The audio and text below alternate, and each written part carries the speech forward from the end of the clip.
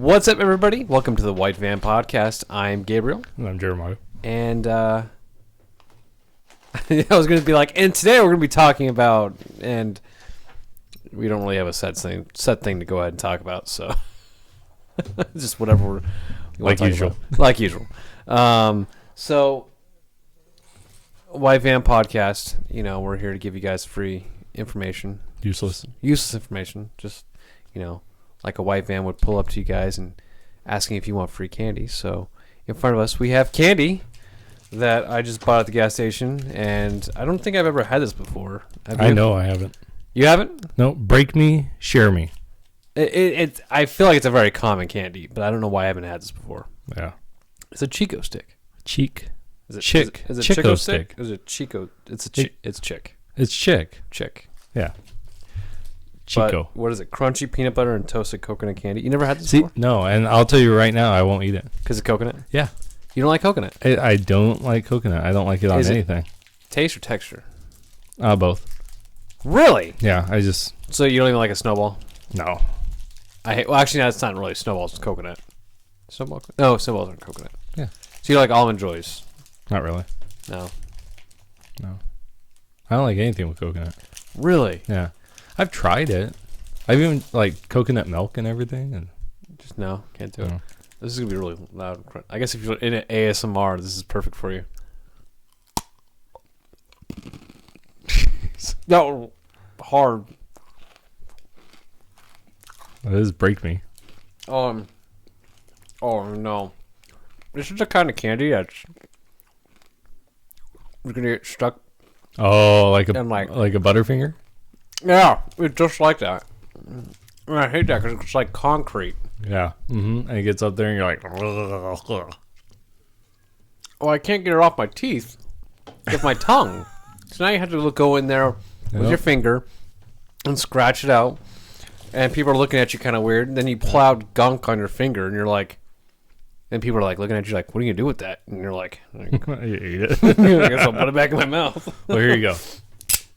Here, you want my knife? Yeah, I'm okay. Get in there and Get the plaque off my teeth too. oh, what's that blood? Oh no, it's fine. So what do you think? What's that? What do you think of that candy? I don't like it. Yeah. Do you like coconut? I do. I like coconut a lot. I'll eat just coconut right from the bag, Oh my gosh. I like coconut a lot, I just don't like the texture of that. I don't like the concrete taste. Butterfingers are different though, Yeah. But this one, no, thank you.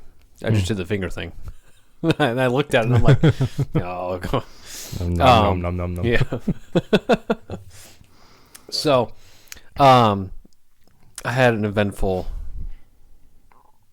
So Saturday night we did D&D. Mm-hmm. My tire pressure light's on. I drive all the way to the gas station across town. Looked at my tire pressure, and I'm at 10 psi. Jeez. I'm like, whoa. My tire goes with 33. That's what it's recommended for. I'm like, holy crap. So I fill it back up, and I'm like, I got to make it home. Fill it up with air. Got all the way home, right? And I'm like, I know what to expect tomorrow morning. Get out in the morning. I'm like, crap. All right. Well, it's easy. I'll just throw the other tire on, right? I get out Sunday to change my tire, and I can't explain to you how much I hate this thing. You know those security lug nuts? Mm-hmm. Oh, yes. I have one on each of my tires. Right. And I open up my glove box because I did change my tire once. That's when I called you. I was like, how do I get this thing off? I never saw this before. Mm-hmm. You're like, oh, the vehicle comes with a special one. Yeah. So I found it, and I was like, okay, you are a very important piece. I held it up in front of my face, and I was like, you are a very important piece. So I put it not just in the glove box. I had the little bag with the manual and stuff like that, and I put it in the bag, put it in the glove box. I know where it's at. Right. I opened up my glove box, opened it up, not there. Tore apart my car looking for this thing. Could not find it. Oh my gosh. And I know how to change a tire. I've changed a tire many times. Mm-hmm. but I can't change this tire because I can't take it off. And it was, dude, so I ended up having to call AAA out here. Jeez. Well, no, I went down to the closest town. I went to Blythe. Tried picking up one of the keys, I guess you can call it, to go ahead and take it off. And I guess there's 2 types for my vehicle. I picked up the only one they had there that went back to the house, wouldn't get on, wouldn't lock on. I'm like, crap. So I drove all the way back to Blythe. Got my money back. Drove all the way back. I'm like, I don't know what to do. Well, I ended up getting AAA today to go out there, tow my vehicle for like $70. Mm-hmm. And then I took it to the tire shop, and it cost them $60 to remove all 4 of the security locks and to patch my tire up. I'm like, you got to be kidding me. $20 to patch the tire up, and then additional $40 just to take off these lug nuts and put a simple lug nut on. I'm like, you got to be kidding me, man. Yep. I hate this thing. I hate those things with a passion. With a passion. I don't understand why car dealerships put those on there when you're not really in a town or a city that usually has that kind of an issue in it. Oh yeah, but that's just one of those security things that come up. Yeah, but like at first you're like, oh, this is a great idea, and then you get in my position, you're like, this is the stupidest thing ever. Mm-hmm. Stupidest thing ever. I hate them. I don't have them on any of my. I do have it on my, what's it called? My my spare on my Jeep, because that's so. I mean, it's just 3 lug nuts is all it is. So I have one on there, but yeah, it's. Well, I was talking to a coworker about it, and she thought the same thing I did. She goes, I hate them, because she went to a tire shop to get her tires changed, and they're like, sorry, we can't. We don't have the key for it. You're a tire shop. You should have the key for it. They don't have the key for it. Yep. And so she actually had to go somewhere else. And I'm like, this little device, this little thing to keep your car safe is now making your life a living hell. Mm-hmm. So that's what I had to deal with. And, yeah. My car's really clean now, though. That's good. So, but yeah, that's my my car story. And you got it all done, so it's all good. All good. Drove it, and I'm just, you know what, I'm just attracted to nails and screws. Apparently, I don't know what it is. I think there's a certain part that I take the same route every day. So somewhere along my route, there's a nail or a pile of nails or screws somewhere that I'm just like running over constantly. There's a little mouse and it just takes one out. And it's like, hi, Gabe. Yeah, I've got your tire fixed now. Get ready. So, well, yeah. So, anything going on with you? Not much. I have a couple things I want to share with you. Oh, ooh, okay. Go for it. So I sent this to you the other day, and it was this was Fox Business. And it was, here's the value of $1 in each state according to new data. That was the headline. And then it gives you basically it comes from the Wall Street Journal, I think actually is the one that did it.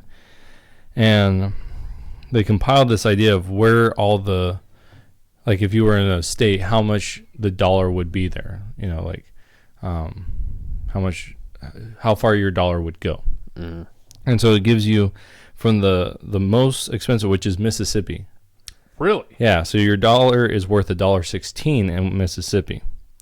To the other end, your dollar is the least dollar, 84 cents in Hawaii. I was thinking California was going to be third. That's the third from the lowest. Did you think California was first? Okay, were you expecting Hawaii though? I was expecting it in the lower. I was expecting California, New York, and Hawaii in the lower, just because I've been to Hawaii and yeah, everything's more expensive. But that's because everything's basically transported in, right? So it's going to be more expensive. It's a freaking island. I mean, yeah. Yeah, a lot of that stuff doesn't grow on the island. So, but what one of my thoughts was, and I started thinking about this, I wonder how this would line up with like the elections, right? Because obviously California, New York, and Hawaii are all Democratic. They swing towards the Democrat Party, right, in the presidential elections. Mm-hmm. And when I saw that, I mean, listen to these. The lowest ones from the bottom up: Hawaii, New York, California, New Jersey, Maryland, Connecticut, Massachusetts, New Hampshire, Washington. Okay, so the 8 on the lowest end, right? 1, 2, 3, 4, 5, 6, 7, 8, 9 on the lowest end are all Democrat-leaning states. But at the same time, they're all states on a coast. They all have coasts of some sort. Mm-hmm. And so I started thinking, I mean, what is that? Then you go to Alaska is the next one. Well, Alaska is pretty far. Well, from yeah. the rest of the So it's an anomaly in that group, because the next one then is Colorado, then Virginia, then Vermont, then Delaware, then Oregon, and then you get to Florida, right? And so in the lower parts of this thing so far is 2 states that lean Republican, right? Well, and those 2 states are Alaska and Florida, mm-hmm. which in the 2018 election. Oh wait, so what are we talking about? 2016 election. I'm like, did I miss an election? Yeah, you missed the president. Yeah, is that a coma or something? Yeah. So in 2016 election, Florida went for Trump, so that went Republican. Mm-hmm. But in 2000, what was that? 2000, that'd be 16. So 4 years before that, whenever that was, 2012. That Florida went Obama. So it's one of those swing states, right? And so I was looking at all this. I'm like, a lot of these lower ones are Democrat states. So yeah, I would say when less than $1. I wouldn't say once you hit even with $1. Yeah. So those that are below, the only Republican one that we see is Alaska. Right. But that's understandable. It's not too far off the $1. Yeah, it's only 5 cents. Yeah. But it's still under. But the location of where it's at, mm-hmm. it's understandable.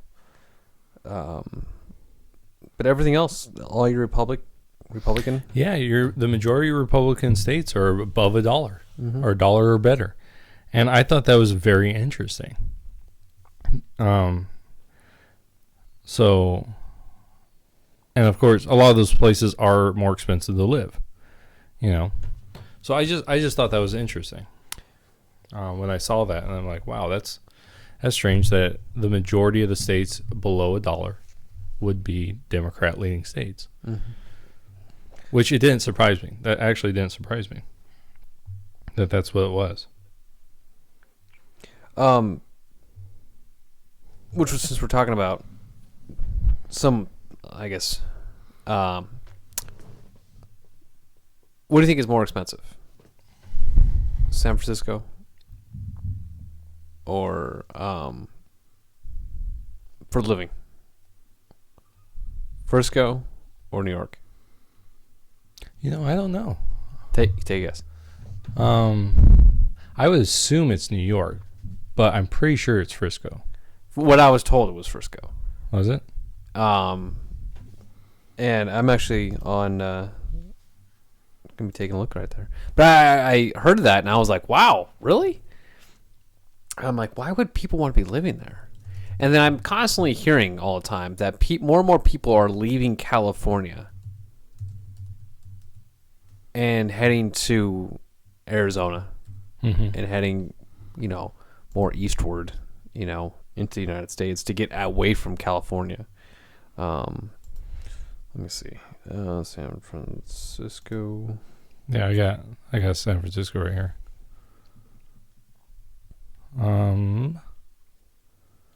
Oh, it doesn't give you a medium. Yeah, it doesn't give you a medium. Wow.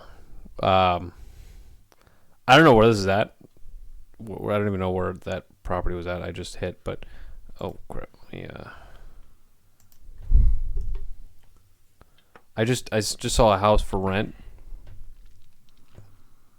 With 3-bed, 2-bath. For guess how much?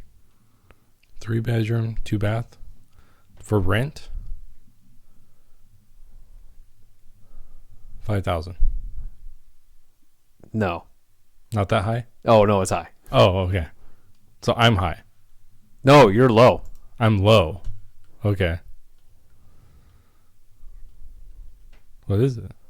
Oh my gosh, $6,000. Yeah.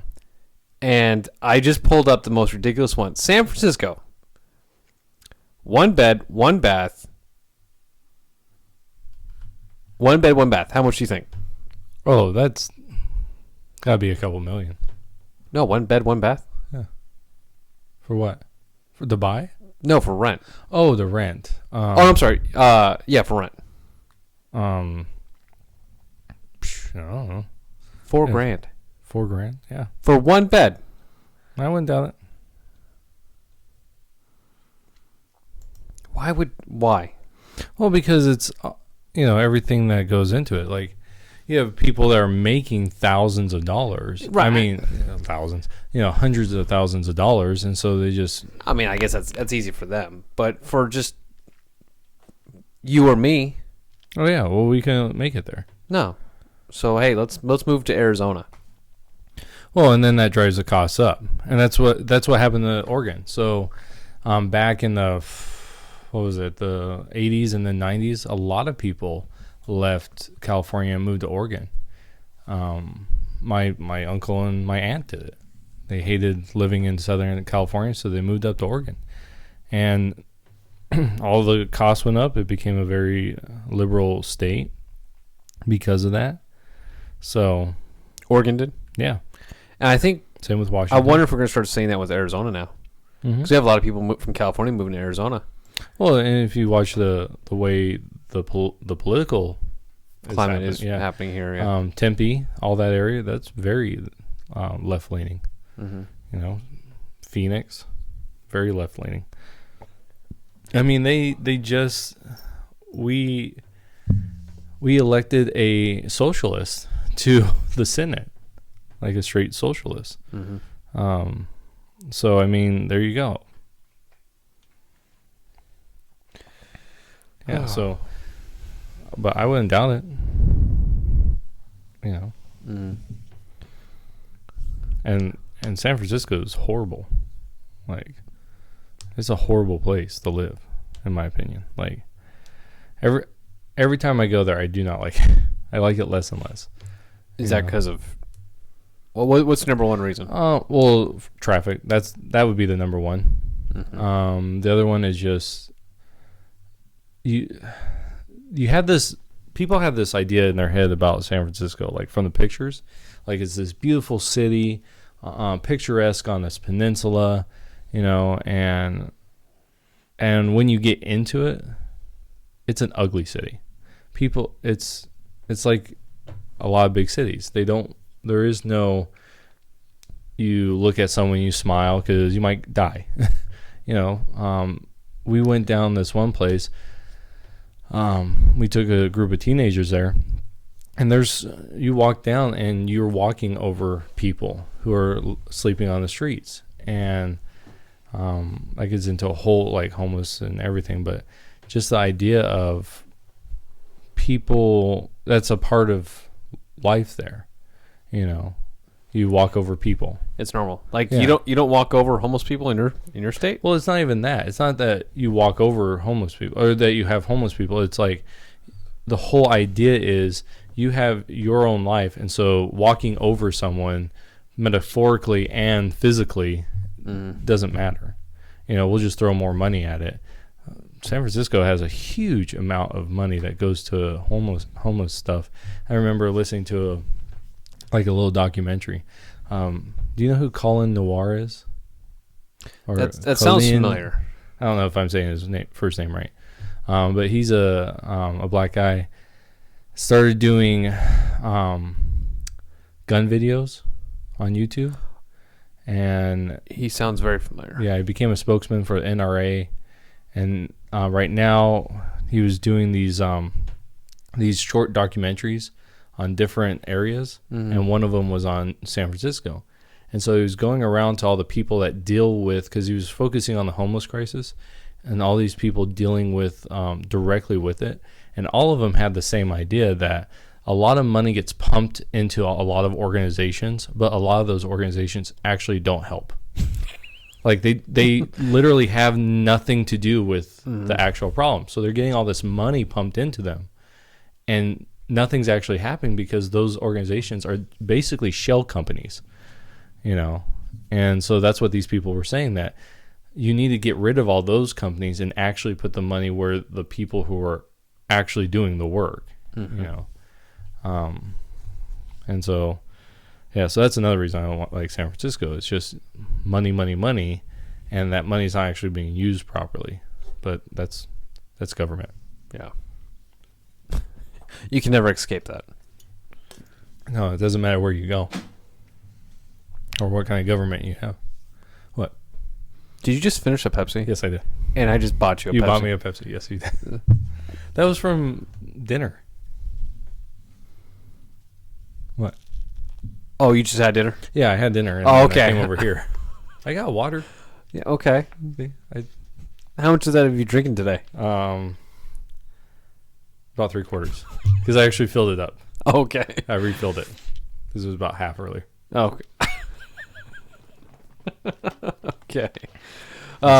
So that's about full. No. Yeah, so I drink a half a bottle of water. Okay. I drink half, and now I drink another half. You drink a full bottle. No. A half, and then a quarter. So 3/4, yeah. 3/4. I'm living well. You're living very well. I know I bought my first soda, and I'm actually enjoying it It's a Fanta. in a while. I love strawberry Fanta. Is it Fanta or Fanta? I think it's Fanta. Fanta. Because that's what they say on the Fanta, commercial. Fanta. Yeah. Do you want Fanta. It's a very catchy song. It is a catchy song. But something about I'm not a big fan of sweets. Yeah. Yeah, I know. You're not a sweet person. I'm not a sweet person. I already know that. But there's something about strawberry Fanta. Excuse me. I don't know. Just really, I think it's just a syrup, the syrupy taste to it that I just like. But everything else I like just plain old bland original, like my coffee. How you like your coffee? You don't drink coffee. I don't drink coffee. So. Why don't you drink coffee? I don't know. I just never had a taste for it. Do you like the smell of it? Yeah. Some people like the smell. They just don't like to drink it. Yeah. The taste doesn't really. I love the smell. But I also love the smell of cigars. Oh yeah, same. But you don't smoke. No. Neither do I. But yeah. So I love the smell of coffee. I love the smell of cigars. Now what if? Which is weird because I don't really like smelling things, at all. So what if? But when you smell the coffee from a coffee shop, like you go to Starbucks, you open it up the door, and you're like, coffee shop. Yeah, it smells good. Mm-hmm. Now, but you try the drink, and it doesn't smell like or it doesn't taste like what it smells. Well, I don't know. I just never. I drank coffee a little bit when I was younger, and I don't know. I feel like you don't like hot drinks very much. Not really. So what if it was cold, like an iced coffee? I never tried one. You never tried an iced coffee? Mm-mm. You've never tried an iced coffee? No, because I don't like regular coffee. So and Marika loves coffee. She has a whole bunch. She just got turned on with coffee just recently, right? Well, no. I mean, she's always liked coffee, and yeah, but now she's really drinking it, a lot. Really? I didn't think yeah. she used to drink coffee. Just like iced coffees Oh, and okay. things like that. But now she's like a coffeeholic. Really? Yeah, I bought her a Kruger for Christmas. A what? No, a Keurig. Kruger? Oh, what? Is that the evil brand of Keurig? Has little knives. Is it going to take over the world too? I always call it Kruger. I don't know Evil why. AI system. That's your coffee's done. It comes to you in your nightmares. Yeah. It's like Enjoy it, because then I would take over the world. But yeah, I don't know why I always call it Kruger, but yes, Because you know what? Keurig. When it's Keurig, but granted, when you see the logo, I can see if you look at it like quickly, say Kruger. Oh, it's Kruger. Yeah. Keurig. Keurig sounds a lot better as a coffee machine, though. It does. As Kruger. Yeah. Kruger just sounds like that off-brand that, did you get a Keurig? No, I got a Kruger. Yeah, my husband was too cheap. Buy me something good. That's those like gifts where you're just like, yeah, thanks, honey. Yeah. Then you try to find some way to break it.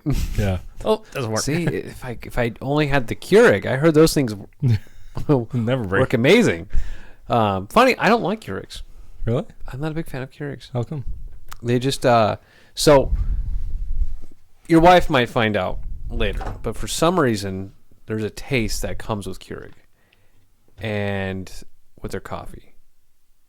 And I like my coffee black, straight black, and like cream, don't like sugar. But when I make like a pot coffee, it tastes different from your Keurig, and I think it's because of the where your water gets put through, and you can never clean that out. You can never wash anything out, really. And if you can put vinegar in it, and brew the vinegar through and stuff, and kind of clean it out. But over time, you're gonna build up The calcium and just gunk, and it tastes like crap, and I can taste it, Yeah. and I don't like it. And I go for my pot coffee, where I don't get that taste at all. Of course, I don't like burnt coffee, but I don't make a whole friggin' pot. Right. I just make enough for me, pour it in the glass, pour it in my mug, and that's it. And it tastes so much better than a Keurig, so much better. And those K cups are expensive. Did you see the video of the person that cuts up in the K cup and there's like mold and everything inside? Yeah, I was like, ugh. You can't see the coffee grounds. Right. When you have a pot coffee, you have to put the filter in. You're scooping out the grounds. You just know, like, ooh, okay, this is a good scoop. You can't do that with a K cup. You just pop it in, and you're like, I hope that's strong enough. I'm very anti-Keurig. Oh. Very anti-Keurig. I'm sorry. I don't know. I bought her one that does all the frou-frou drinks. So You can't really experience the coffee, though. That's the great thing about when you drink black coffee. You experience the bean. So, speaking of black coffee, I don't know if you know this guy. His name's Myron. He's an old rancher.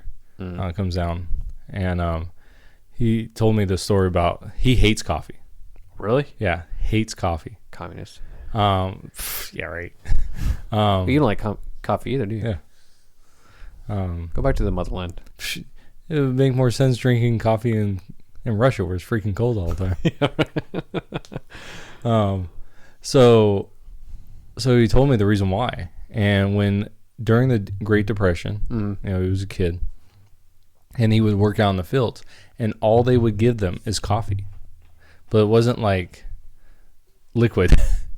It was like mud, basically. Really? Yeah. And so he hates coffee because of that, and he will not drink any type of coffee.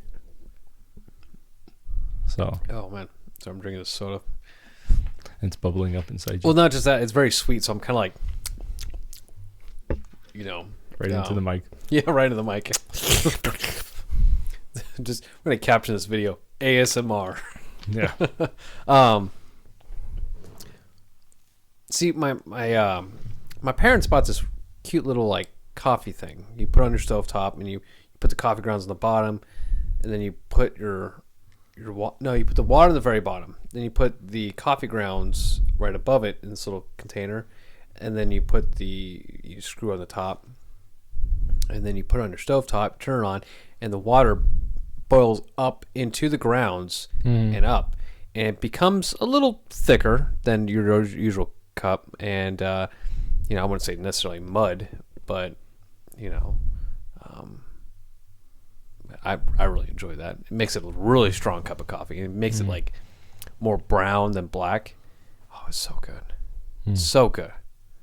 I'd go for a cup of Joe right now. No. But excuse me. Oh. There's that soda. I'm gonna turn you on to coffee. Please don't turn me on.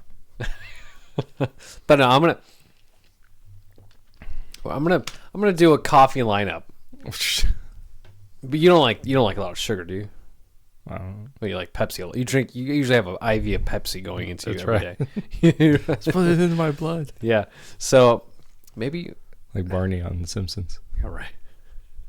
Did you have like an IV of beer? Yeah. Duff beer? Yeah. They're like, you just won a lifetime supply of Duff. Just put it in my veins. Oh God. Oh man. I gotta read you. What kind of coffee person are you?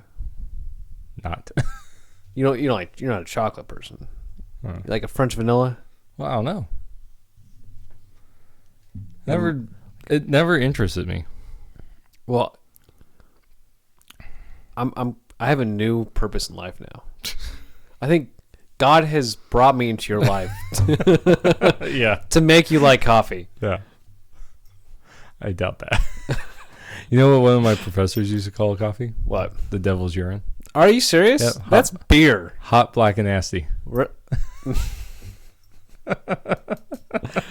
I wouldn't say all beer is like urine, but I don't like beer. You don't like beer either? No. Really? Mm-mm.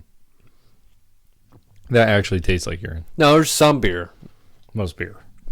So there's a beer that you like then? Well, no. All the beer I've tasted. 100%. The stuff I've tasted. There's one beer I've tried. I just can't stand.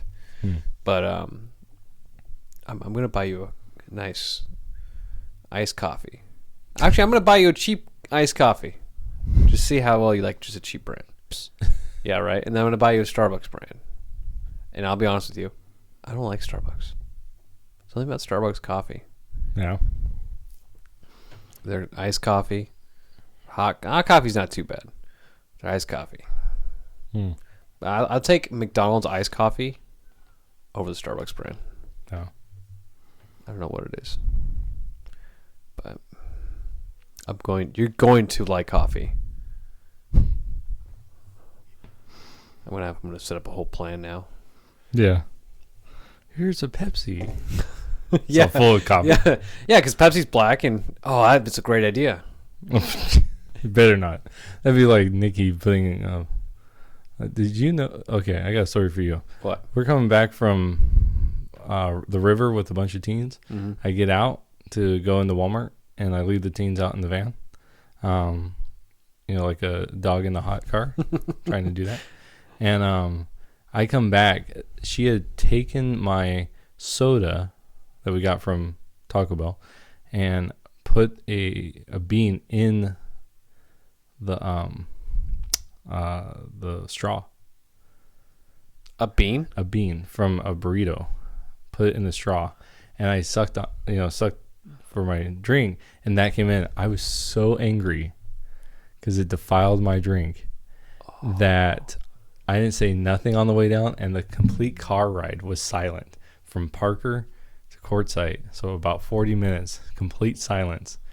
And Nikki was so upset that she of what she did.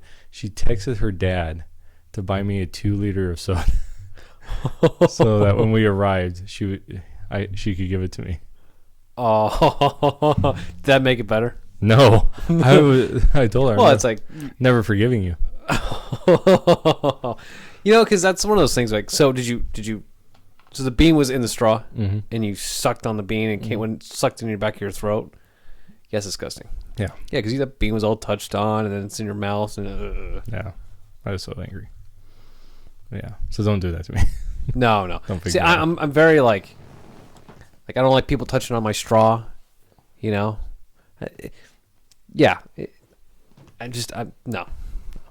Now, if I'm not really liking, like, my Fanta, if I'm not really enjoying it, you know, I can care less for it. You know, if you played a practical joke on it, yeah, okay, whatever. But if this is my drink, I'm really enjoying this. Yeah, don't screw with it. Yep. I concur.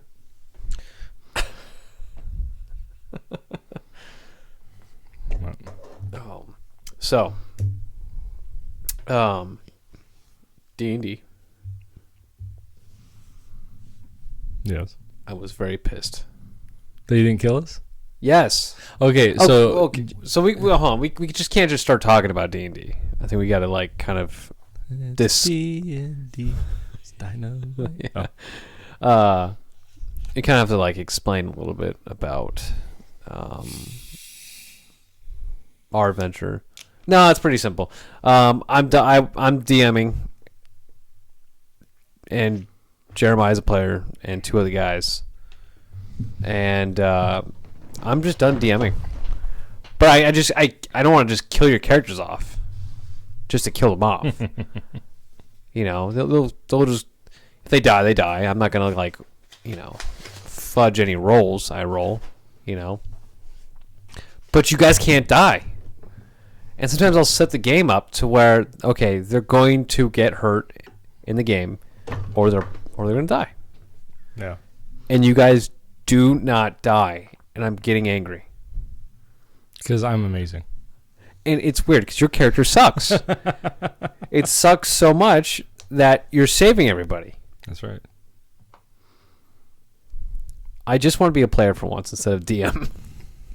So Jack and I agreed if Curtis wasn't so sick, we're like, we would have played until we would have stopped. Oh, really? Yeah, like until we've been dead. Like Yeah. we were fine with that. Because I'll tell you, like I said on Saturday night, if those two die, I'm gone. Character's gonna run off in the wild. Yep. I have The character will thousands of dollars worth of gold. Yeah, right. Your character will never really die. That's right. 'Cause your character has never died. So He has never died. And all the times that we played, all the different campaigns, he just reinvents himself. maybe I can let that happen. I can find a way. Well, heck, I'm already in a position where I could take You off. can. You are in a good position Yeah, just to take off. Super stealthy. So Dang it. that's I know right. Curtis is about to just Yeah, get he's demolished. And then Jack's right there. Jack's right there. Yep. And it's just you. Yep. Wow, so I can only have to take out two of you. Yeah. I have a new goal, new objective. There just you go. kill Jack and Curtis. In the game, not in real life. Well, all depends. Yeah. Yeah, so Curtis was like, it's probably good that we stopped playing because he was not doing very well. Not at all. He was getting destroyed. Mm. Yeah. Yeah. No, not in game, like out of game. Yeah. Like bowel movements, Yeah. like It was and not pretty. like you guys were like, let's keep playing, and I'm like, yeah, we should probably stop. And like we were leaving, right? And me and Jack were like going back and forth, like Curtis is like, so who's gonna take me home, guys? And I'm like, Jack. Jack's like, Gabe, because we were afraid he's gonna take a crap in our car. Yeah. This is very possible. Yeah. When you're like 10, 15 feet from the bathroom and you can hear what's going on the inside, that's bad. Yeah, I felt so bad. That's a plan changer right there. Yep. Yeah. That means your day is no longer what you planned for it. It's horrible. But he did make it to church the next morning. Did he? Yeah, I was surprised. Wow. Well, is that surprised. are you getting back at me like he did go to church in the morning? Well, I didn't Unlike want to say you. anything if you want to feel convicted. Well, I mean, I did have a flat tire. How else am I supposed to get there? Walk. Yeah. Actually, I was like, man, maybe I could go pick him up. And I'm like, no, I don't have time. Yeah, I was gonna say like, well, I texted him early. Maybe he'll like throw me a message like, "Hey, I'll come pick you up. You know, be ready in like 5 minutes." Yeah. Well, if I didn't have to drive that morning, I would have. But I had to drive and pick up kids. Mm. So. Yeah. So I'm like, Which I was late doing that. so like at one point I'm like, okay, well, I'm gonna slowly get ready, and then I'm like, it's getting closer to 8:00. I'm like, well, it looks like I'm sleeping in the night Yeah. today. Well, I figured I would have texted you. I appreciate that. Yeah. Because I'm like, thank God I'm not just going to sit up waiting until like church is about to start. I'm like, good, I can go to bed. Yeah, that was fine.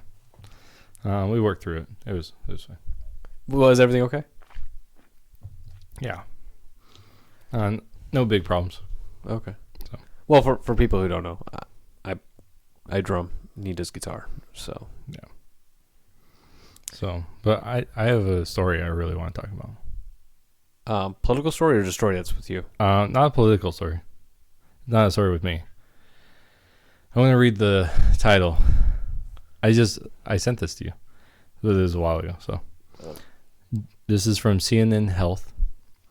Judge rules that parents of deceased West Point candidate can use his sperm for surrogate birth. Yes. So a West Point cadet had passed away in a tragic accident, and so his parents wanted to continue his legacy by freezing his sperm. Oh no, they're going to use his frozen sperm to create a child. And so and they're going to move forward with it. So yeah. I don't understand this. I don't understand this because yeah.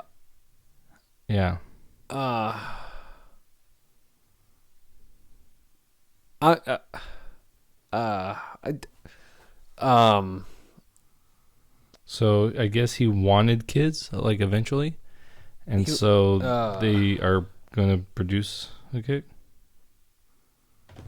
I'm really like lost of words right now. I really don't know what to Excuse me. Yeah. So how I just want to share that because that is probably the strangest thing I've heard all week.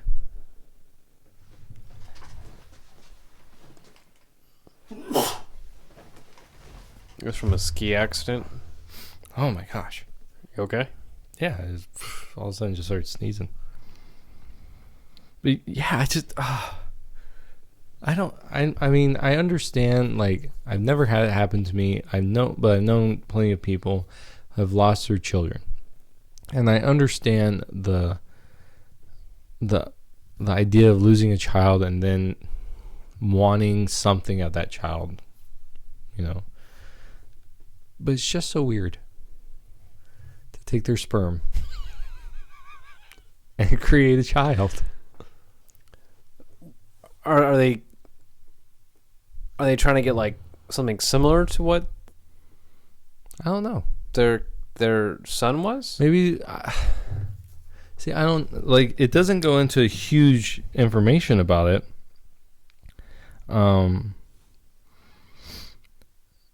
Yeah, it doesn't go into. I think it's just this idea that they want to continue the lineage. You know, they can't make another one. Well, maybe not. Maybe they're older. You know, I mean, he was 21, so probably at the. Oh, you're right. So they're probably in their 40s. So, you know, and they probably don't want to go through kids again. So they're gonna put it on somebody else. Well, I mean, I guess they are going to, I mean, like, physically go through kids. But, yeah. I don't know. Which brings me up from what somebody told me before. Apparently, this guy's father, this guy, I know, I guess he's like, when my dog dies, you know, I've thought about, like, you know, I guess there's a cloning thing you can do for your dog. Mm-hmm. And I was like, oh, that'd be kind of cool. And then I thought about it more, and I'm like, you know what? I don't want that. Pet cemetery. Yeah, exactly. Yeah. No, thank you. Yeah. But would you like your dog Dodger? Mm-hmm. Would you want to? No. Okay, Moose. Yeah, maybe. Well, no, I think that's one of the things is like it's part of life. You lose your friends, right? Animals. You lose your family, everything. That's part of life. And to clone or to try to continue something that is purely man intended just seems more fake than real. Yeah, and you're trying to control life and death at that point. And why not go and get a dog? So why not go and get a new dog and give that dog a life? Like my big thing is I will only get a dog through a pound, through a shelter, because those dogs are abandoned. That's where we've gotten all of our dogs. So, but yeah, Well, I couldn't like my dog Caboose. mm-hmm. I couldn't clone him. I would feel like, even though you're a direct clone of my dog, you're not my dog. Mm-hmm. Like what's the point? Right. And you left us. It's just the way it is. Like, I can live with that. Like, Right. It's hard, but like, you're not the original. Mm-hmm.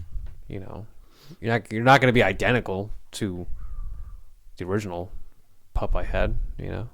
So I don't know. So you wouldn't do it at all? No. Dixie, if you had the chance. No. Dixie just wandered off. Yeah, I remember that. That was actually heartbreaking. It was. I'd rather have buried her. Yeah. Because now I hate talking about it right now, but it's like, I have to bring it up, man. yeah, it's the unknown.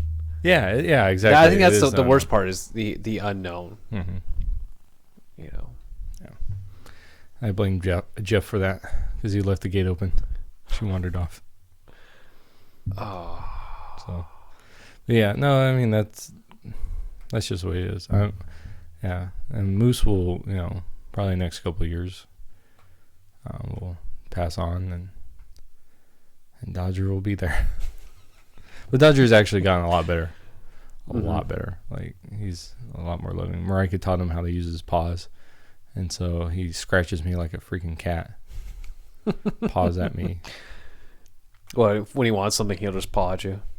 Well, yeah, he'll paw at me, and then, like, when we were at play, he'll just, like, take his paws and, like, hit me. Like he's a freaking cat. It's like, he was that to me Saturday. Mm-hmm. I thought it was really cute. I thought it was really cool. And you don't like it? After a while, it's not cute. You're just like, stop. And he keeps going. You should just put like small little boxing gloves on his hands.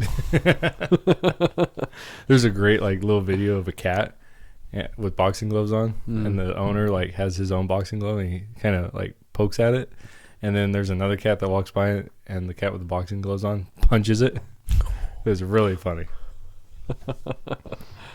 But oh yeah, so oh my goodness. Oh, and then I sent this to you. So we haven't done this, and I don't think we should get into it right now. But we've been having this little ongoing debate of what's better, Android or oh gosh. and then we're not doing this debate yet. I know, but I just wanted to point out this article that I happened upon. Oh yeah, I know what article you're going to talk about. Yeah, Microsoft. This comes from ARS Technica. Microsoft publishes first Edge for Mac OS preview, promised to make it truly Mac-like. So even Microsoft's like, yeah, we suck so much. Apple's better. I wonder how useful that source is. Yeah, I have no idea. I don't know. But I just thought that was freaking hilarious when I saw that. Because we had just got done talking about that. But I found this. One of the people on my Facebook, every once in a while, they'll post a good meme. and I'm part of this Facebook group for passers, and it's called Pulpit and Podium Pistol Packers. So I always call it pulpit and pistols. That's what I called it. Mm-hmm. But so I always post random memes there, and I love this one. It's a guy and his girl walking down the road, and it says, "Not all men just want sex. Some just want to walk and talk about how ridiculous our firearms laws are." That is very true. It is. It is very true, because like I'll be man, I've actually done that, where I'll be like walking with my fiance and just be like, California sucks. They got the strictest gun laws. Mm-hmm. Like, I can't even still carry there. If I moved over there, I have to get rid of all my guns. Yeah. And my fiance's like, what the hell are you talking about? He's like, I don't care. Oh. But yeah, so I guess we'll leave that debate for another topic. yeah. And which you have, I sent you this link, because we were talking about, you were asking some questions about guns to me at one point. And I'm looking into this too. I think it's, how much is it? I'm going to the website right now. What's it say? Okay. just on a side note, I think it's really funny how you use Messenger and I use text. Like, I'll text you things and you'll message me back. I'll Facebook message you a question, and then you respond in a text. I just find that really funny. Actually, I didn't notice that until now. I'm looking at my stuff now. I'm like, oh my gosh. Yeah, it's like a lot of one-sided conversations on both sides. Yeah. It's like somebody looks at my Facebook messages to you. It's like, man, Jeremiah never replies to you. Yeah. Oh, no, he does. Does he really? Sound like I'm talking to myself now. No, so there's... Have you ever seen the actual flamethrower? Yeah, I sent you the link. Yeah. Did you take a look at it? Mm-hmm. Would you purchase a flamethrower? And apparently this is made by... Is it legal? The company, yes. that Tesla. Right.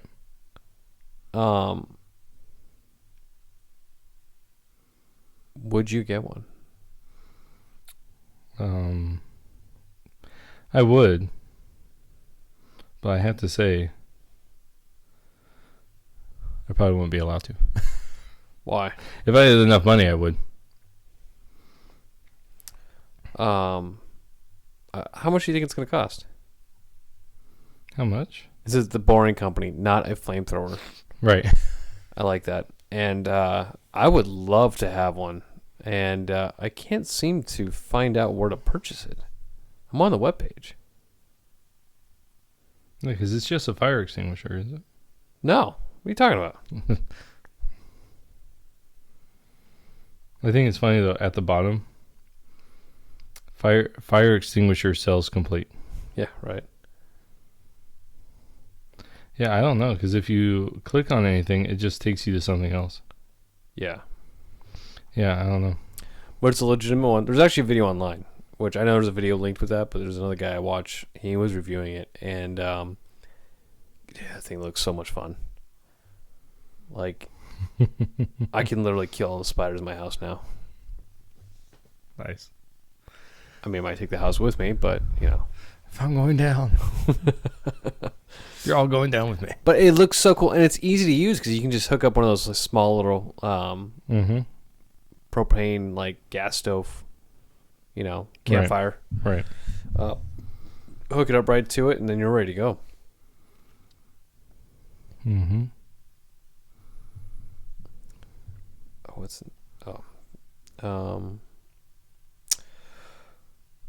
All right. You got anything else on the chopping block? Anything else you want to talk about?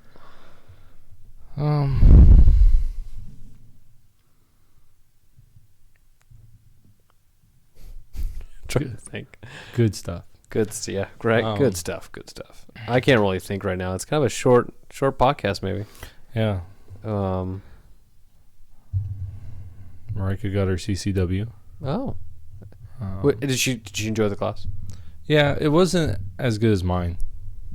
like when I took mine, because the one I took, the guy was, I mean, this guy was ex-law enforcement, and he had, I guess, a lot of good stories. But what I liked about mine was he's current. He's a current law enforcement, and he was in the Metro Phoenix area. That was his. He's been in a couple different precincts, and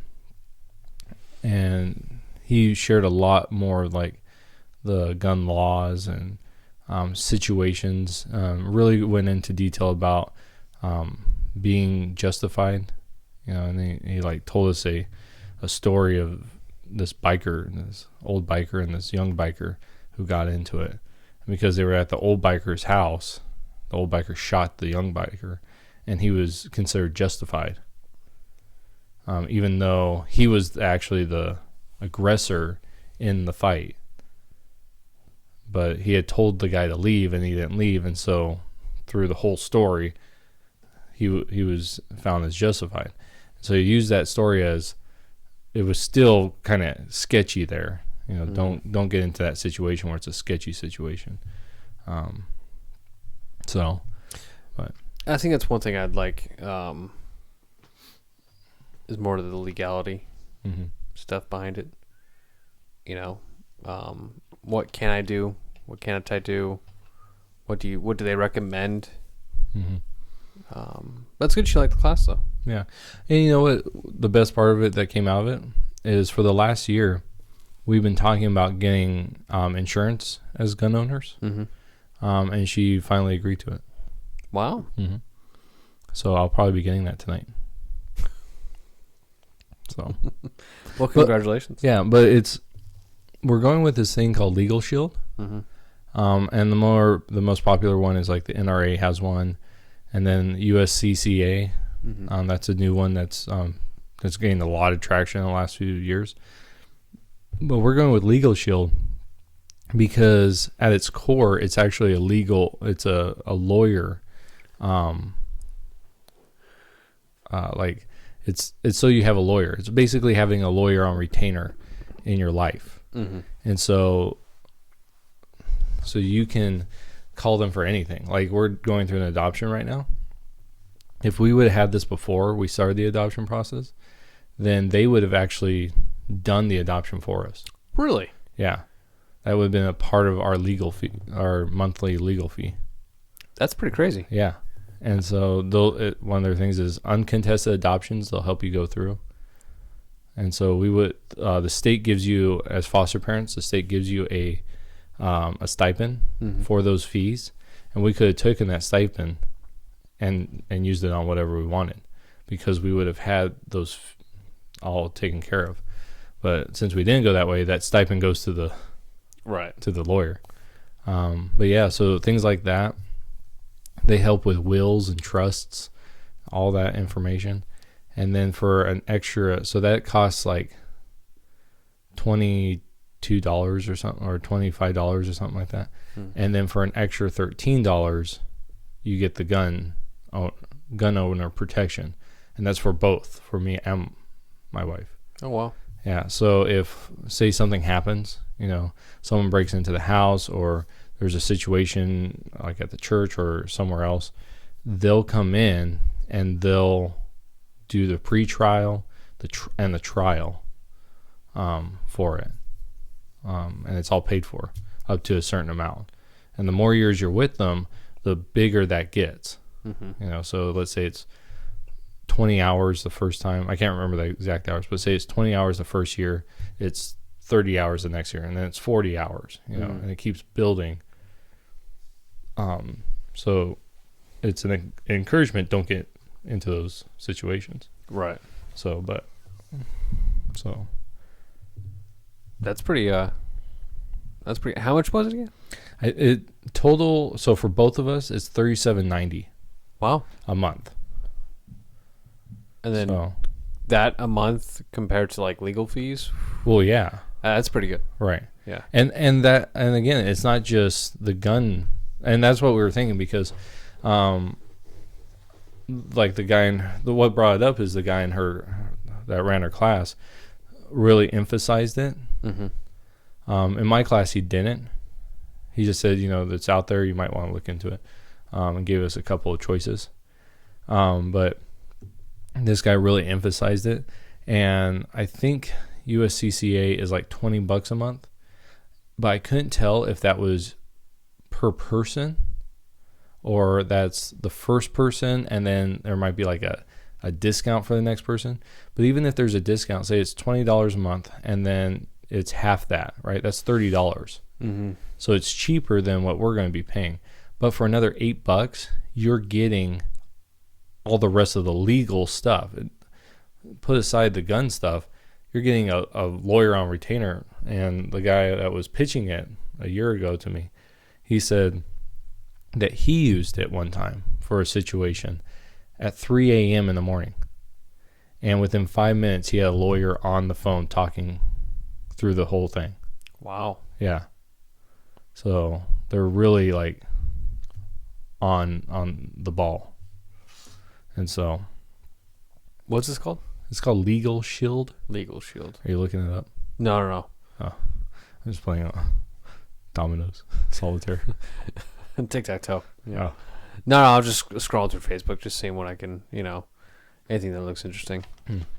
But yeah, so that's, so that was I'm glad we're going to do that, because that's one of my only like kind of hesitations with carrying is what will happen when, if I get into a situation, what's going to happen, the legal ramifications of it, because that is the scariest part.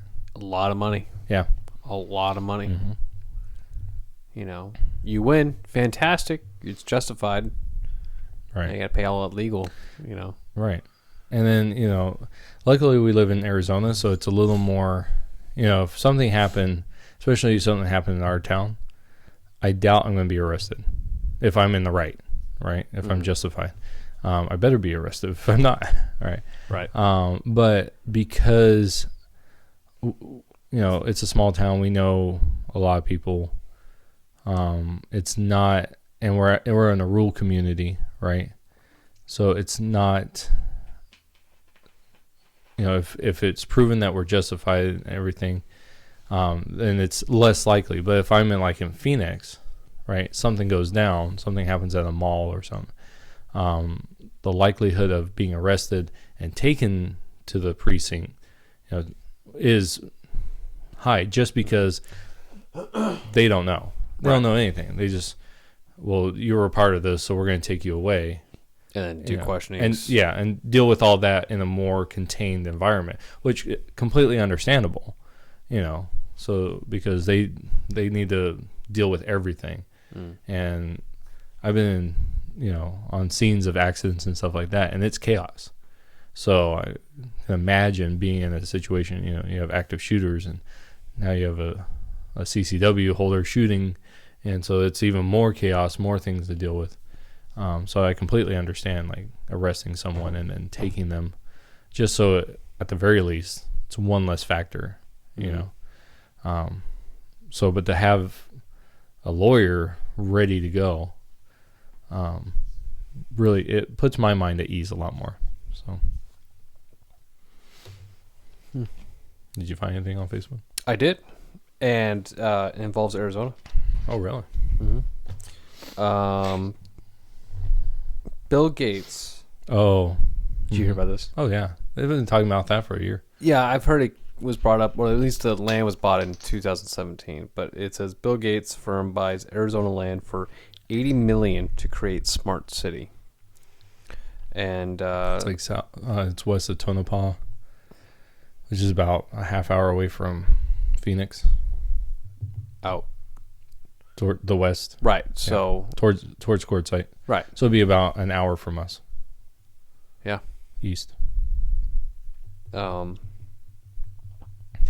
be interesting. It's gonna be years and years and years and years and years and years before we get any development out there. Oh yeah. But that's interesting. I mean, there's so much land right there. So much land. Oh yeah, Arizona's huge. Like, I think we're the sixth largest state. I think so. Yeah, but we're something just like that. open desert. So much land out here. That's one of the things that drove me nuts a couple of years back. This is the story I was told, that there was supposed to, a gun manufacturer wanted to come in and buy some land in the desert, close to Quartzsite, and they wanted to set up a factory, and the factory was only going to make the lower of the handgun, like the grip, that part. So the rest of it was made at a different site, and then it was all like shipped to a different site and all put together. But they wanted to open up a factory. It was about 500 jobs that they were figuring on, and at the time the town rejected it. Yeah. What was this? It was before I came here. So okay. over like 12 years. 2000. Yeah, probably early 2000s. 6. Yeah, probably early mid 2000s. I don't know what you call those. But yeah, so but as far as that, you're right. I think it'll be years before they'll start breaking ground, and because if the land was bought in 2017, it's already been 2 years and there's nothing moving out there. Not a single thing. No. It was a speck of dust. No. So I think in the next 10 years, I think you'll start seeing development out there. No. I wouldn't. It'd be interesting how they do that, But a smart city. Right. Like a pure, like one of those futuristic cities that you see on the movies where everything is integrated. And I think you'd have more of like you walk in your house and you're just all like voice command. Yeah, granted it's Microsoft, so probably crash every couple minutes. Yeah, right. Well, no, because they're going with the Mac. Oh God, we're not starting this yet. Excuse me. So you probably walk in your house and go, "Hey, Google, lights on." Like a bigger version of Google's, is it Alexa? No, Amazon. That's Amazon, right? Yeah. So it just, hey Google, I don't even know the name of it. Oh, I mean, it'd probably be like, hey Bill. Oh, it's like, I think for computers, like Cortana. Yeah. Yeah. So Mac is Siri. So Siri. Hey Siri. So it's just, I think it's just gonna be a bigger version of that with a little more things to do. You can sit down and go, hey, Google, play whatever, ESPN. Right. Yeah.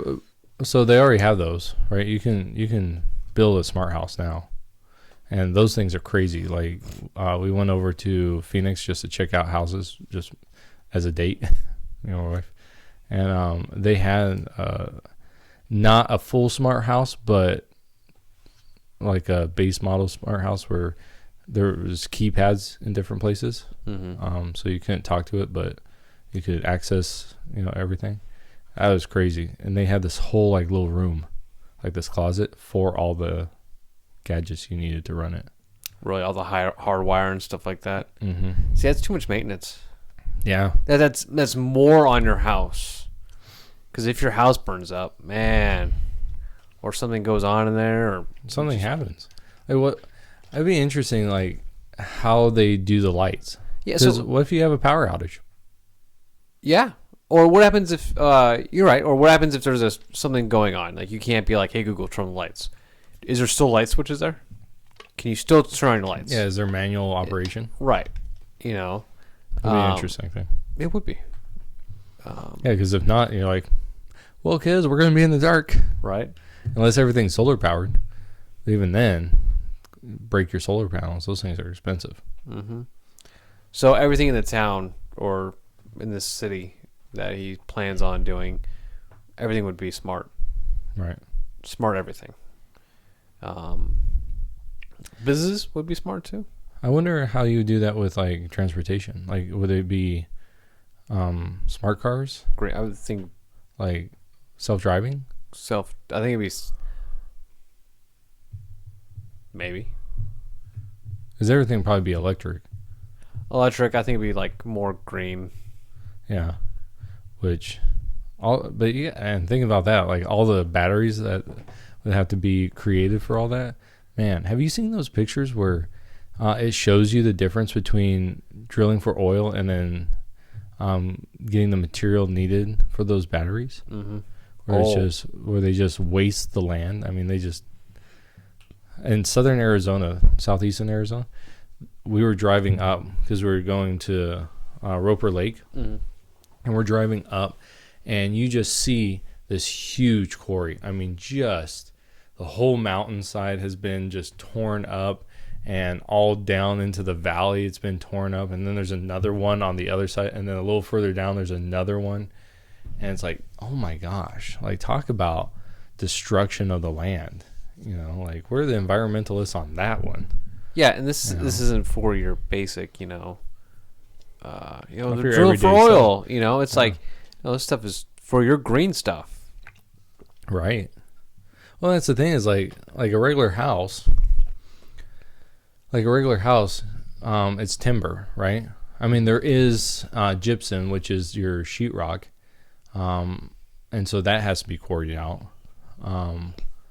But your wood, say you're just doing your wood, that is a renewable resource, right? You digging into the side of a mountain isn't a renewable resource. You're taking the resources from it. So it's a smart city, not a smart way to go about it. Interesting. That's a good way of putting it. Yeah. I wonder how successful it's going to be, though. How is it going to be smart city? I feel like if you're living in a smart city, it should be cost effective. Everything should be free. Right. I don't know. Is Bill Gates a socialist? Not in practice. No. If he is. I mean, he can't practice that. I mean, I guess he could, but I don't know. That'd be so this comes from Geek Wire, and about Bill Gates. Bill Gates, this is just the thing. Bill Gates on the rise of socialism in America. Most people really aren't arguing against capitalism. He says some people think when you defend capitalism, you're defending the tax rates we have today and saying that higher absolute tax rates or more progressive tax rates, that you're disagreeing with them. I don't think Warren and I are disagreeing that you can make the taxes more progressive. Socialism used to mean that the state controlled the means of production. A lot of people who are promoting socialism aren't using the classic definition. What we're going to have is capitalism with some level of taxation. Most people really aren't arguing against that capitalism. There are a few, but most aren't. Yes, I don't really know. I guess there's actually a little video here where Warren Buffett and Bill Gates are on there and they're talking. So I guess you would have to watch the video to really get a full understanding of what's being said there.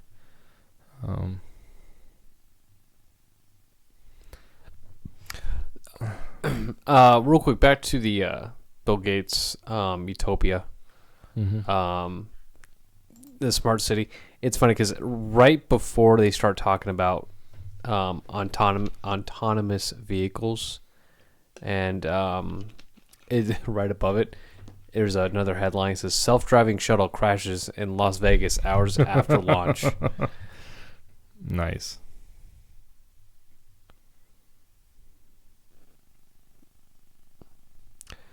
I don't think this is going to be very well, and you don't know what's going to be like in 10, 15 years. I think this is going to be like a 50-year. I take it back. Yeah. This is going to be like a 50-year project because it's starting a town or a city, at least a smart city at that. Yeah.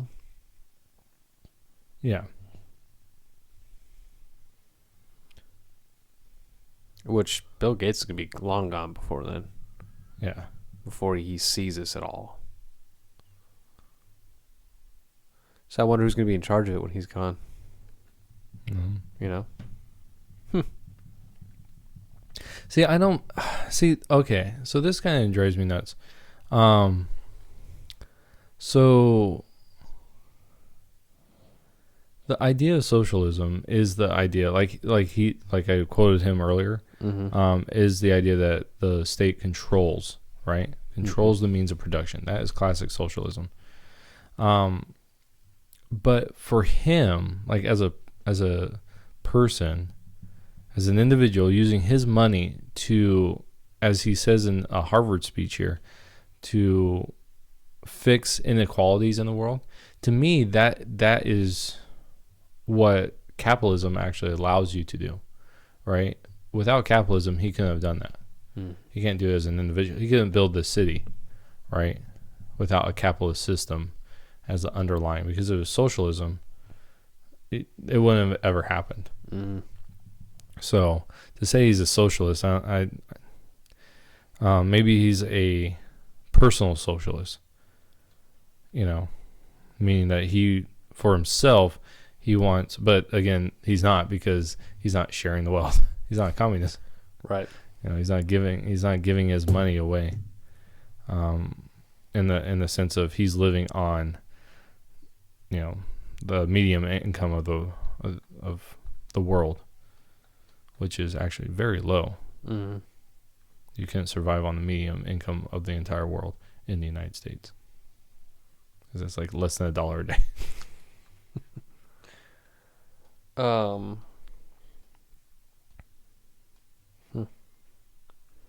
trying to look for other things. Well, I mean, do you want to end this podcast, really? Well, That's up to you. What do you want to do? I don't know what you want to do. I don't know what you want to do. Throw out Disney lines. That's what we're gonna do. Yeah, right.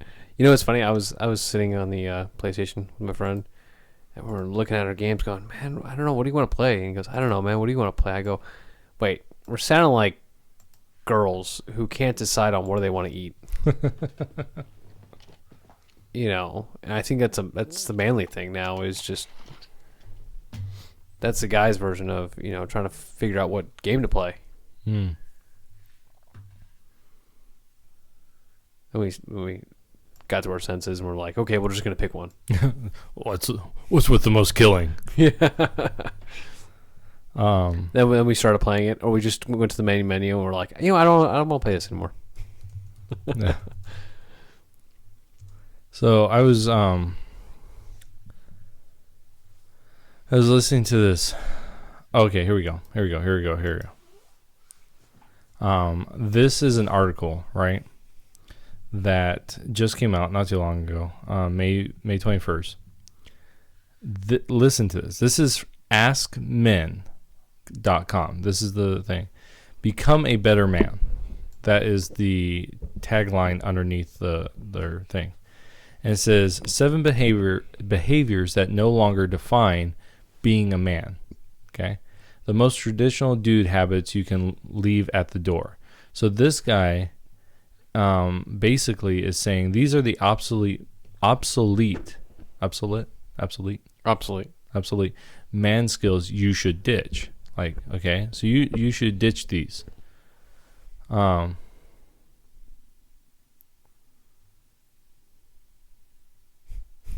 You're reading ahead going, yeah, okay, yeah, that one I can, yeah. No. Like, okay. Give me one. You don't need to watch or play sports. Okay. So this is a behavior. Okay. These are not the skills, but this is the behavior. You don't need to watch or play sports. You can drink other things besides beer. Exercise isn't all about lifting weights. You can talk about your feelings. Your culinary skills can extend beyond the grill. Interior decorating isn't just a job for women. You don't have to be the sole breadwinner. Okay, so here are behaviors that they say that need to be left behind. Okay.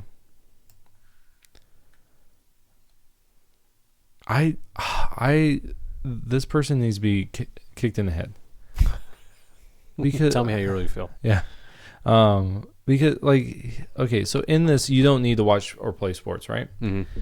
It says so much male man, I just am horrible at speaking. Camaraderie is wrapped up in sports that we forget there are guys out there who couldn't care less about how many points Stephen Curry scored in the latest playoff game, right? What does it matter if a man would rather see a musical, or dabble in other hobbies not related to athletics?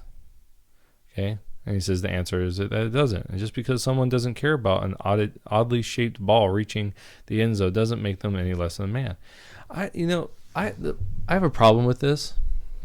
Not that, because it's an assumption of that is man, and that drives me nuts, because if you watch like a lot of historical things, like movies based on history, or you actually read history, who came up with ballet? Who came up with the symphony? Who came up with the what's it called?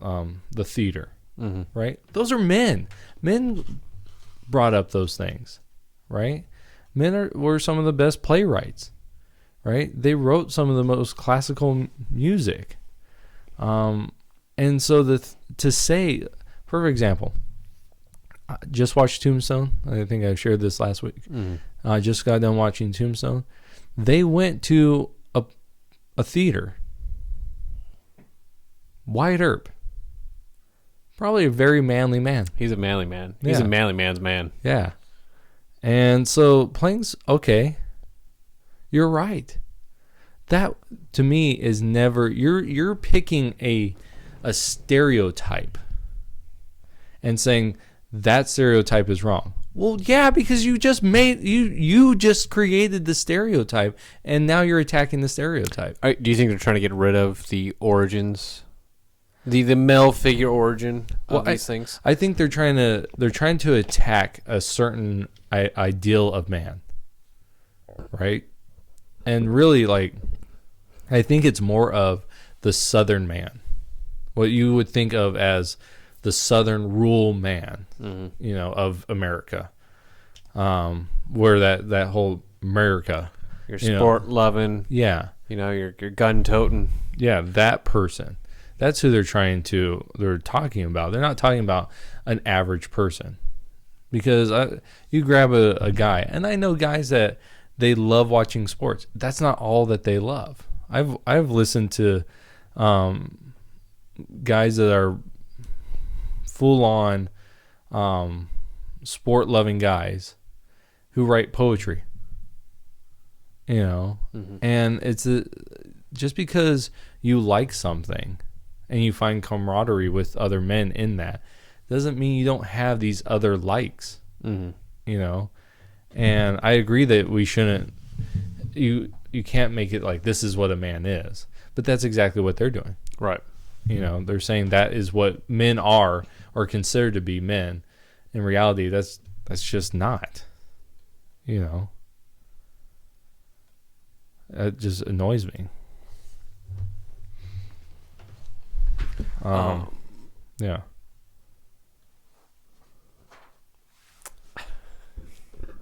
You think they're trying to get rid of the testosterone in men? Well, yeah, I think it's because like these are the what is being listed in there is like your testosterone builders. The way for men to exert, playing sports. Well, no, I think it's more of attacking. It's not about getting.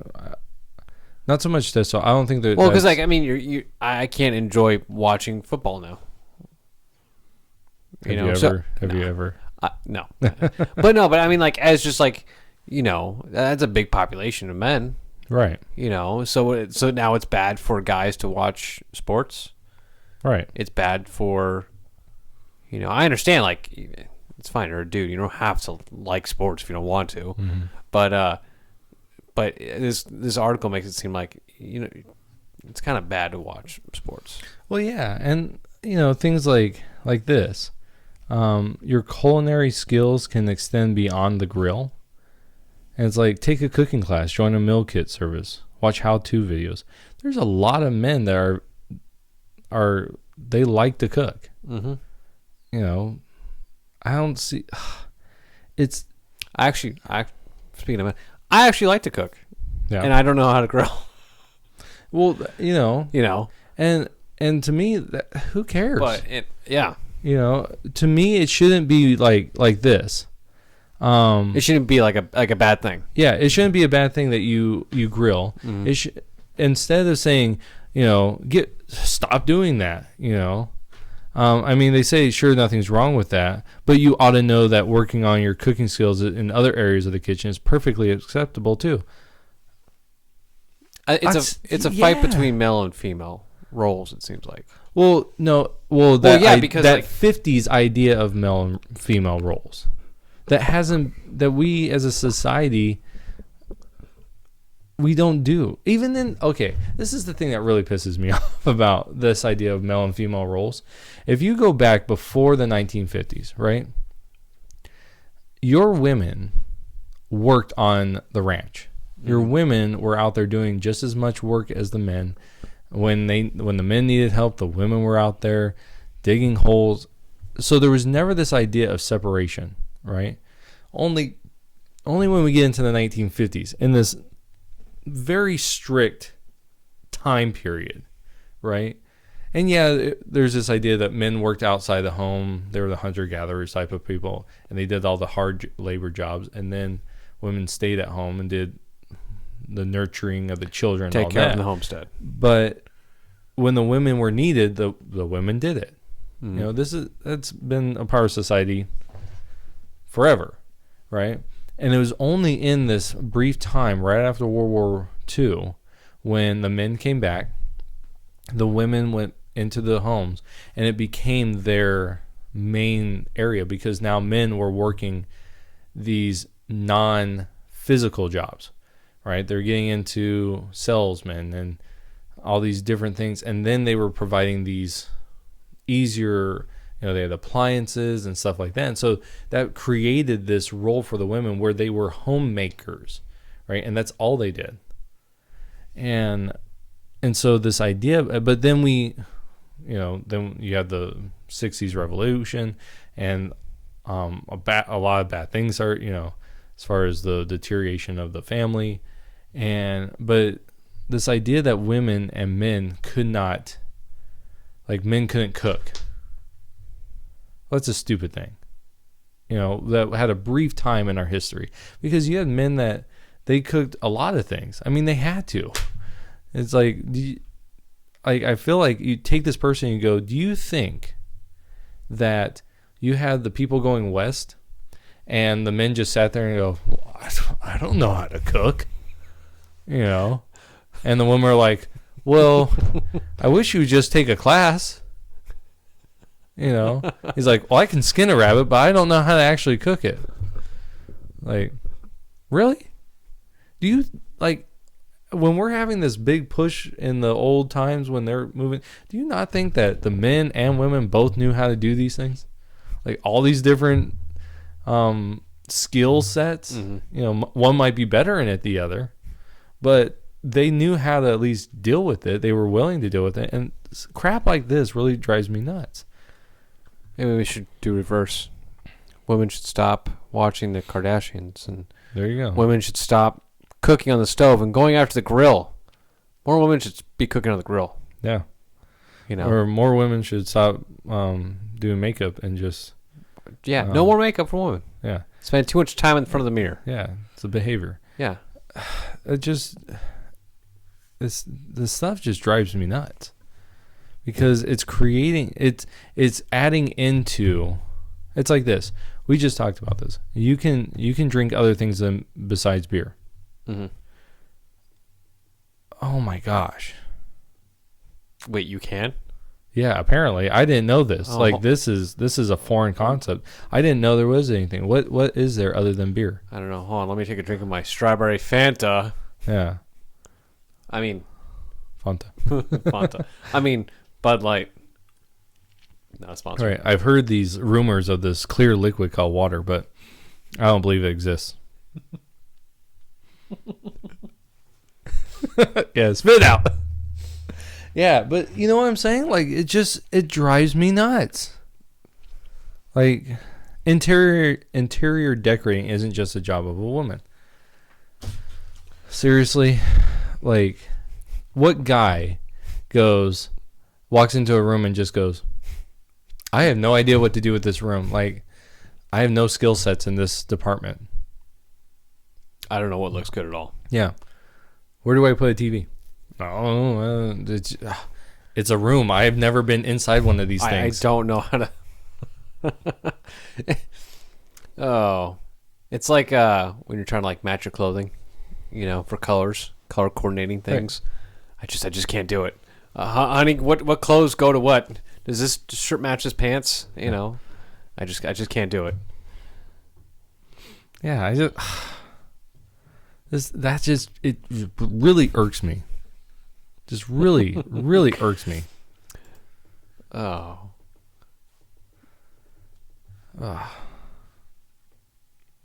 But there was actually one that I don't know where it is now, but it was things like that. So this was, like I said, this one was for askmen.com. Apparently they're not men. But like, okay, but here's a great one. This is from hisconsumption.com, and it gives you 50 skills every man should know, right? Basic carpentry. Yes. Something, and I agree with this. Like, just you need to be able to fix something on your own. Talking about that smart house. Yes. Good luck with that. Right. Well, you lose the fundamentals of doing just basic normal stuff. Mm-hmm. Like you can't do carpentry, plumbing. Like, right. I mean, I'm not saying your plumbing is going to be like all like smart plumbing kind of thing, but right. You're losing you're having the people becoming less self-sufficient. Mm-hmm. Okay, so these skills to me are survival skills. Like, everyone should learn these things. Like starting a fire. Yeah, basic carpentry, basic first aid. Oh, yeah. Change your tire. Build a campfire. Make sure your tire doesn't have a security lock on it. Be a pansy. Build a shelter. Buy a suit. I don't think that's a skill. But going somewhere and knowing you need a suit, yeah, that's common sense. Catch a fish. I think that you do need that as a skill, like a survival skill. Everyone should know how to do that because what happens, say that smart city, right? You have a smart city. EMP. Okay, you're screwed. A lot of people in the cities are dead. Because once the food runs out, there is no food. It's like that one meme that was out. It's been out for a long time where it's in a newspaper. Mm-hmm. And it's this person that's like, I don't understand why people have to hunt and go kill defenseless animals. Why don't you just go and buy your meat from a grocery store like a normal person? It's like, well, because eventually, if you lose this, this ability to... Stores aren't there forever. You're right. Things can be taken... Things always can be taken away. Mm-hmm. Nothing is permanent. Your stores aren't permanent. Right. So people nowadays are getting that... or forgetting that. Yeah, well, that's what I'm saying. These are to me, these are skills that everyone should have. Mm-hmm. Change your tire.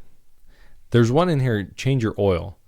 I agree that is a skill you should know, but on most modern cars, you can't. You literally cannot do it. You need special tools just to do it.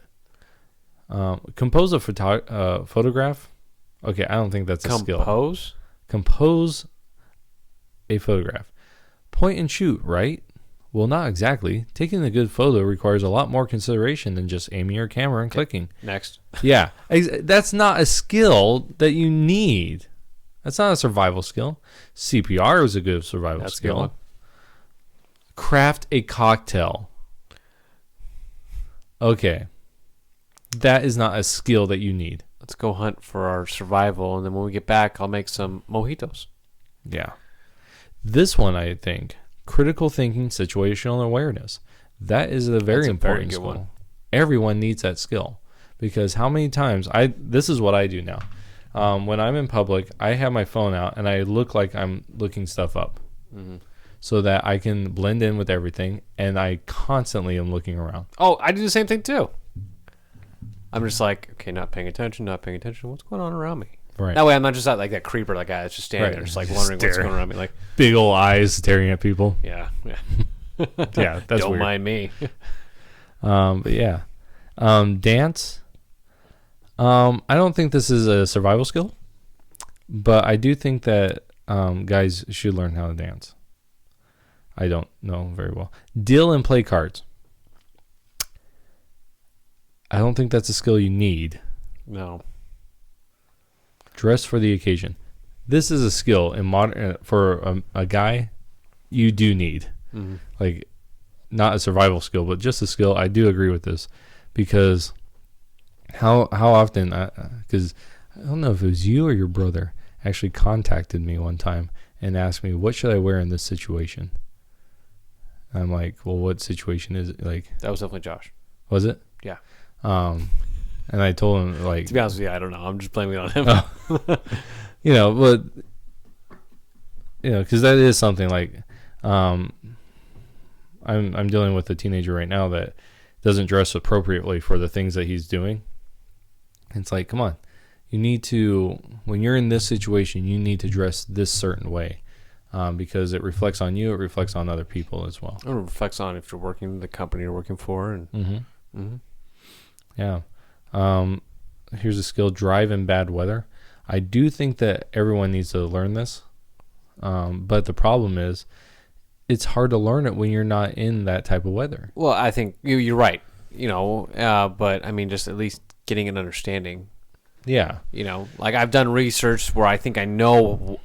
Yeah, but research and actually doing it are right. It's two different things, but at least it gives me something to fall back on. Right. Drive a stick shift. I do think everyone should know how to drive a stick shift. Yes, but that's being phased out. Yeah, exactly. That's another thing that's being phased out. Even in your modern stick shift, and it's actually manual, your manual transmissions.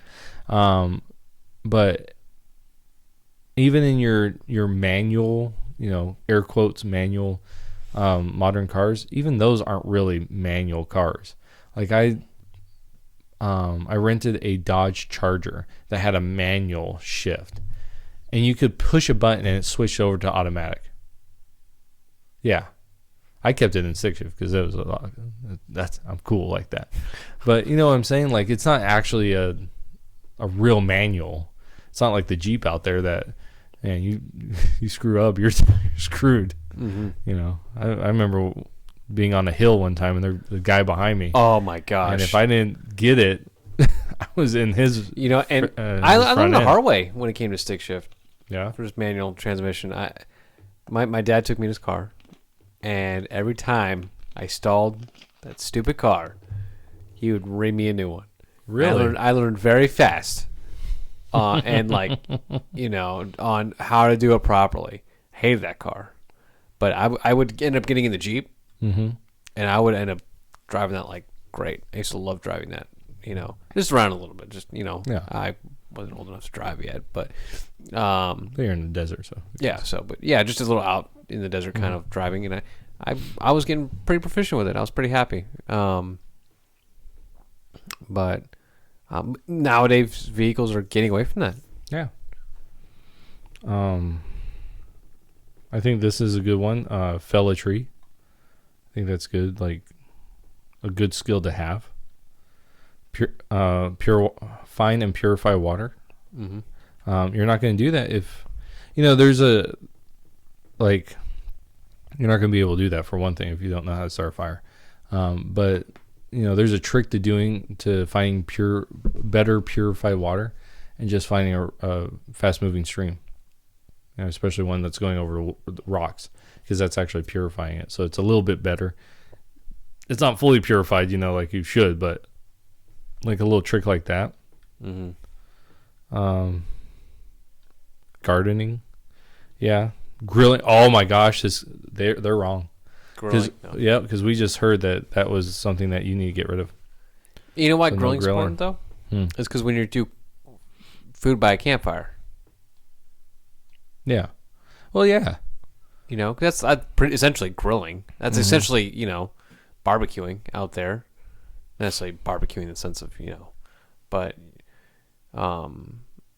when I hear grilling, I think of cooking outdoors. Right. You know, and that's important because you get a campfire, you gotta learn how to cook outside. Right. Yeah, because you're not going to be out there doing a spread of food. Yeah. Get a nice stove out there. This I don't understand. Hanging artwork. Um, Like I understand the hammer part. they're just trying to find a stud. I guess. You know, you're knocking Yeah. on the wall. Oh, that's a There's a simple stud way right to do there, it. yeah. Yeah. I thought you were gonna be like do. Oh, look, and point to yourself. Yeah, I found one. the stud. Hunting, I think that is. But you know what? If you're gonna hunt, then you're gonna need to learn how to skin. And I think that's where a lot of people will stop. That's where I stop. I won't hunt just because of that. Oh, you can't do that? I can't. I have a problem with killing animals. Oh, really? Yeah, like personally, like Like a coyote's out there, you can't kill it? yeah. Even I mean, if I have to, I will. But just Just to do it. to do I it. can't. I won't just to do it. That's why I won't kill a coyote. Right. Unless it's like going to hurt something. But, you Right. know, like my dog. Well, and like for this, if I was more interested in like deer, I don't really care for deer meat. So there's no reason for me to go out and kill a deer. You know, I really like cow, but they're kind of easier to kill.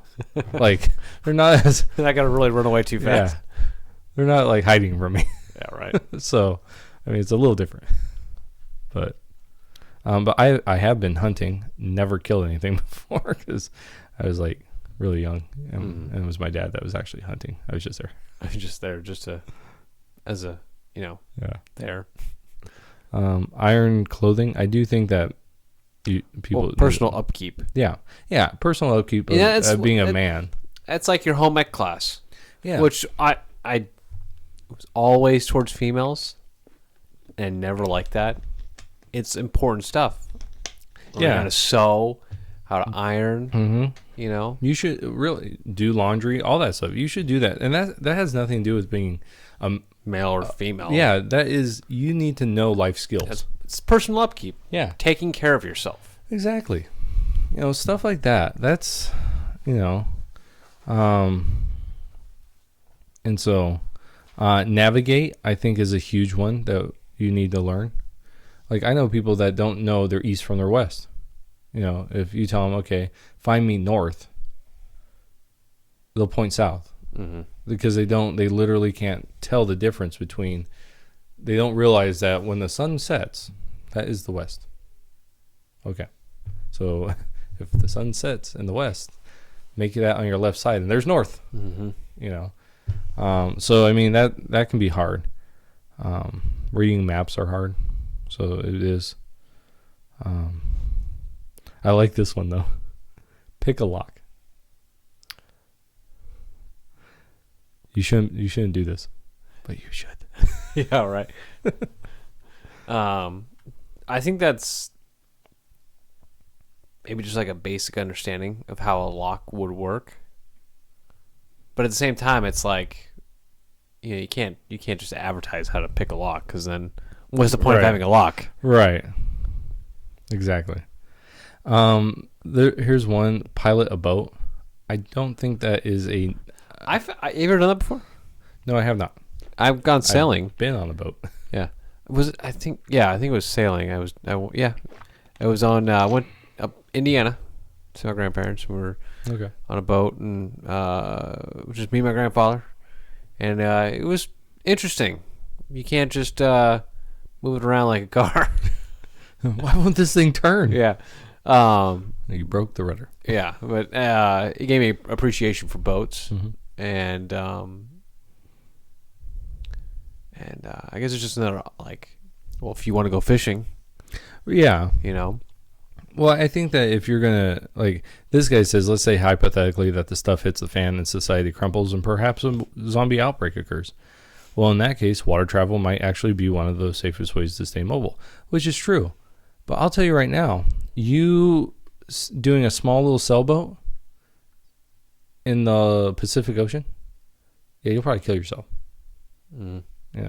You're not going to be that acquainted with it. So one of the problems I have here is maybe like a lake. Yeah, maybe a lake. That's not one of the Great Lakes. Right, or going up and down a river. Yeah.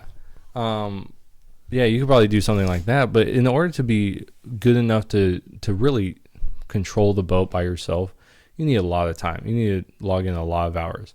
And a lot of these other ones, you can learn these skills pretty quickly. That you need. Well, but maybe how to time. properly maybe row a boat. Yeah, I could see that. Like how do you row a boat correctly? Okay, this is how how to make a boat, or maybe how to how a boat functions instead of just floating.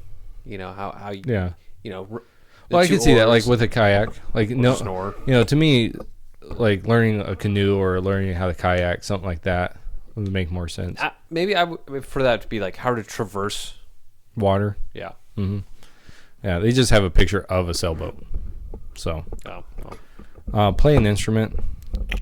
I don't know why you need that as a skill. I mean, it's cool. And it probably would keep you happy. Yeah. But is that a skill that you need? No. Play bar games? No. This is kind of like the apocalypse, like same as like the That's deck what one. I thought, like the deck and cards. But Like some of them, if you maybe lost a bet and you're playing for your life, like God, I wish I knew that skill. yeah, it's one like some of these are like, zombie apocalypse, and then some are like, yeah, you wash your dish. It's like, in a zombie apocalypse, I don't think you're gonna be worried too much about the dish. Okay, maybe the selling the boat is probably your better bet. And then like this one, public speaking, I think is a great skill to have. Like everyone needs to learn public speaking and be good with that. But what? Ride a bike. So this one I think is definitely something. I mean, you need to learn to sew. Like that is a good skill. Like even like little, like not very good sewing, but at least because you can actually use that for first aid. Right? Like someone gets a cut, you need to sew that. Stitch it up. Yeah, stitch it up. So that's actually a good thing. You do need to shoot. That's one of the things that it's here, and I think that's great. I'm glad that they put it in here. So I think, yeah. Split firewood, swim, yeah. Throw a ball. I don't think that is a necessary This isn't the skill. Sandlot where you just don't know how to throw. Yeah. I think everybody learns how to throw at like the age of 1. Yeah. When when you're throwing things across the room. Okay, they show this this guy. It says throw a punch. I'll tell you right now, he's not doing it properly. He's wide open. Like he's going around. I don't know what he's trying to do, but he's got one hand way up by the top of it, or like about mid. What's this called? Forehead. But then his other hand's reaching way far out, so he's leaving his entire front just open. So he's not throwing it properly. So yeah, he does need to learn how to throw a punch.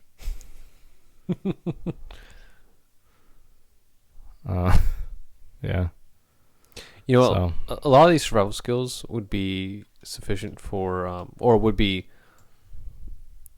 Well, these are just 50 skills, right? But a lot of like the survival ones and such like that would be learned if you were like in Israel, where they have, or in some of the European countries where it's mandatory for you to go ahead and be in the military. Mm-hmm. You know, right? So I think in Israel, you have to serve at least 2 years, something like that, and everyone does. Mm-hmm. And I think everybody gets an appreciation and an understanding of how to survive. Right. You know, because unlike our society, we have a lot of people here that can't even survive a day.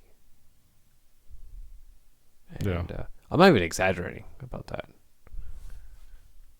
You know, what are we at for time? We're about 1:50, so we can shoot up that and be done. But yeah. See, to me, like going back to these skill sets and everything, to me, everyone needs to learn. Like, we all need to have a bunch of skill sets, and it shouldn't matter if you're male or female. You know, like there are certain things that men can do that are, in general, like generalizing here, men can do that might be better than what women can do, but there are a lot of things women can do that are better than men. Like I can't stand my kids for more than 20 minutes, and my wife can, and so there you go. She's already better at something than me. But and then there's other things I can do. Like I can walk into a room with children a lot, and I can almost instantly get their attention without even have to raise my voice or anything, because they have a quickness to respond to a male voice, So that has nothing to do with a female not being good enough to do that. It's just something, and so just things like that. But yeah. So now I'm gonna go kill and skin. I'm gonna go hunt now, and I'm gonna go watch some sports. That's right. And drink the only drink I know. Yep, beer. I love so there's a great, have you ever seen Robin Hood, Prince of Thieves with Kevin Costner? Yes. Okay, love the movie. But there's a scene with Friar Tuck, and he's like, we need to thank the Lord for the bountiful things, or I can't remember the exact quote. And he's like, because he gave us grain, and grain creates beer. It's like his whole sermon was on beer, because that's what he loved to drink. So there you go. Nice. It's the Lord's work. Anything else, man? Nope. All right. Well, hey, everybody, thank you so much for watching the White Van Podcast. Check us out on YouTube, the White Van Podcast, to hear the full-length episodes. And if you're watching us on YouTube, please hit the like button, subscribe if you guys want to listen to some more. And if you guys have any questions or anything else you guys want us to talk about in the next podcast or whatever, go ahead and just leave a comment and tell us your thoughts. What you guys recommend on what we should improve, what we should maybe get these better equipment. You guys aren't sounding the greatest because of your mics or whatever. I don't know. Just your thoughts, your suggestions. We'd really appreciate it. But check us out on YouTube if you're going and listen to this podcast on any other site or anything like that. But I guess we'll see you guys in the next podcast. Take care. Bye.